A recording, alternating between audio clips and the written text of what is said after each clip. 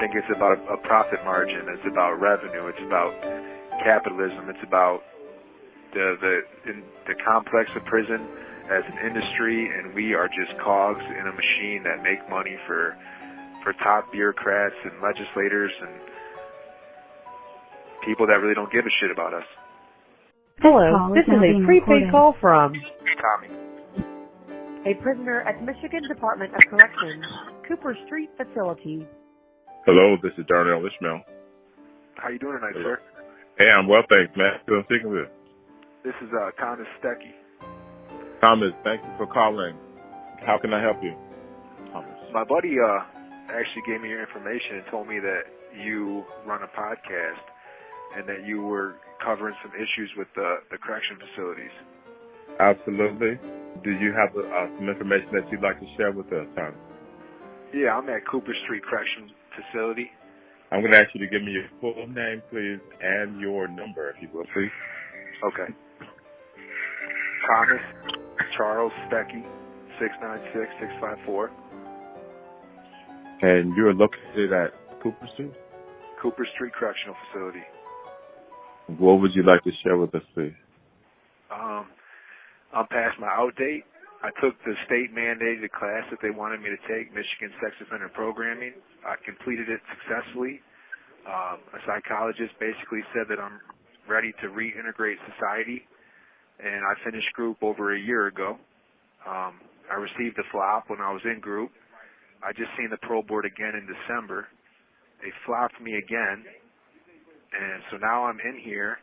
I'm the MSOP tutor and facilitator that was recommended by my psychologist that I took group with. I help other guys get their paroles. I help other guys understand the material. And now, amidst this pandemic, I'm sitting in prison. My family's worried to death, and they're steady flopping people unjustifiably. So now, if I'm understanding correctly, had you not been flopped, you would have been out by now. Yeah, I should be home. I should have been home 2 years ago. 2 years ago.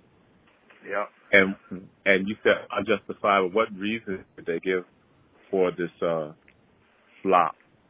They gave my past, like a history of misdemeanors in my past, and they said just the usual, that I'm still a menace to society. But I've been enrolled with Jackson College. I have 3 degrees, 3 associate's degrees, Dean's List every time, 4.0, cumulative GPA. I'm doing everything that I possibly can do. No tickets. I mean, I can't undo my past, but I'm definitely doing the right thing. Did you see the same parole person, or was it a different parole person? It was a different one. And the lady that I seen, she didn't even flop me. It was 2 other people.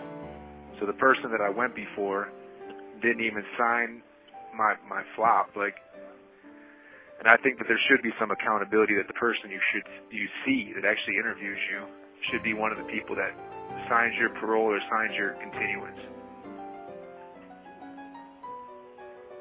So am I understanding that you were interviewed with a particular parole agent? Yeah. And their decision in the matter was not reflected on the record? No. Nope. It was 2 other people that I'd never even seen or talked to.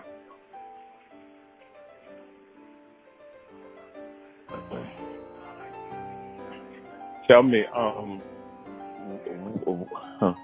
have you been able to address this on any level? How does one appeal this?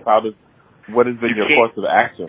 You can't appeal a parole board decision, but you can send a reconsideration, which I did. And the head of the parole board wrote me back and said, at this time, we still stand by our decision that we believe you're a threat to society. My family's called and wrote letters, and then I've also prepared a resume of all the self-help classes I've taken, all the things I've done to rehabilitate myself while I've been in here. Just been proactive in my approach to try to get home to my family. I'd like to use the term held over or preserved, which I think is going to be this new term that I'm going to use, because it seems like I've known a number of people who I call being held prisoner, who have been held over. I've gone to the parole hearings and such, and I've seen people be flopped or preserved or held over, and I'm just like, why do you think that there are so many persons who seem to be held over or preserved, recycled into the system? It kind of makes me think that there's a quota of people that they can let go each year. And even amidst this pandemic, I see that there's countless people that should be released to make room for social distancing, just to make it a safer environment in here. I mean, basically, it's a petri dish for virus or infection, and yet the things, the proactive behaviors that could be taken, people being released, people that are past their out dates. I don't know. It's big business. I feel like it's just. I don't know. I wish I had an answer for that question. You know, I don't have an answer airtight, but I have a speculation, a theory, and I'm just going to throw this out there to you and just try to get your response, because I see a parallel as it regards the coronavirus response that's happening here with MDOC and others. I think that because the prison industrial complex is such a big business and it's a multi-billion-dollar industry, yep, and so many people are employed and making money from the machinery of this apparatus, I think that some people somewhere are employed to run the numbers and to set the formula by which, if we follow this particular schematic, this particular formula, there will be a certain profit margin. Of course. For instance, if I know that 3,000 people each year on average, I don't know what the numbers are, but if 3,000 people each year come up for parole, I believe that there is a percentage somewhere in somebody's formula or book that they've worked out and said that if we preserve this particular percentage of persons into the system for at least another year or another 2 years, flop them, then that will guarantee a certain revenue that's already built in, padded into the next year's budget. And I think there are certain persons that they have said these are the top 10 types of people or types of cases, or if they fit within this criteria, we will automatically flop them in order to make that quota. What is your thought on that? I would agree with that. I mean, my original crime, I came to prison when I was 20 years old. I have a sex offense. I've watched people with sex offenses have to take group, get flopped, get pushed past their out date, or preserved past their out date. And it seems like any time a decision is rendered from the parole board, it's always general population, hears back faster, receives more privilege, and then this specific demographic that actually, if you look at the numbers, has a lower recidivism rate than most of the others, and then you throw on education, which should drop the recidivism rate, but those are the ones that get flopped. People that are actually trying to better themselves a lot of times are the ones that get flopped. And people that are in here getting high, running in gangs, not giving a shit, don't have nothing to go home to, they're being set free, sent out to community placement, almost like they know it's a revolving door and they'll be back. I see a pattern in terms of the guys I've spoken with, in terms of those who get preserved and recycled back into the system. And I see a particular parallel as regards this home confinement not being given for this coronavirus pandemic. There's supposed to be about 5,000 people who are past their earliest release date and eligible for parole, but 5,000 people have not gone home, and 5,000 people aren't even on the hamster wheel to go home. It's not happening. They're not a clock. It's not happening. And I'm like, well, why is that? And my thought is that someone has run the numbers and they've decided that a certain percentage of persons will die and a certain demographic will probably be most vulnerable and will die.